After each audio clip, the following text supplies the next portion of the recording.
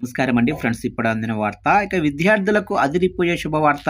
ఇక వేసవి సెలవుల్లో కీలక మార్పులు, ప్రభుత్వం మంచి నిర్ణయం అంటూ అప్డేట్ అయితే రావడం జరిగిందండి. అయితే ఇందుకు సంబంధించిన పూర్తి వివరాలైతే మన వీడియోలో తెలుసుకుందామండి. అంటే వేసవి సెలవుల్లో ప్రభుత్వం ఏం మార్పులు చేసింది ఏంటి అనేది క్లారిటీగా తెలుసుకుందామండి. వీడియో మాత్రం పూర్తి వరకు చూడండి ఫ్రెండ్స్. అప్పుడే మనకి పూర్తి సమాచారం అయితే తెలుస్తుంది. లేట్ చేయకుండా టాపిక్లోకి వెళ్ళిపోదాము. ఇక వేసవి సెలవులపైన ఎట్టకేలకు స్పష్టత వచ్చేసింది.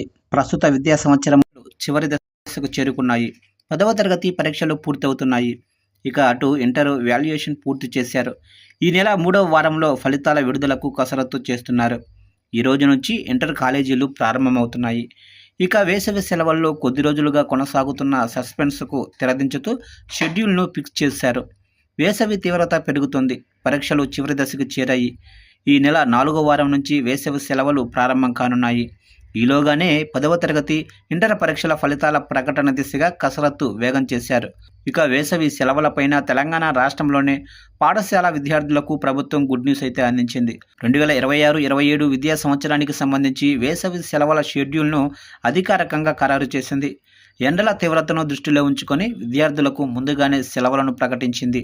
రాష్ట్ర వ్యాప్తంగా ఉన్న అన్ని ప్రభుత్వ, ప్రైవేటు పాఠశాలలకు ఏప్రిల్ 24 నుంచి జూన్ 11 వరకు వేసవి సెలవులైతే ఇస్తున్నట్లు ప్రభుత్వం తెలిపింది.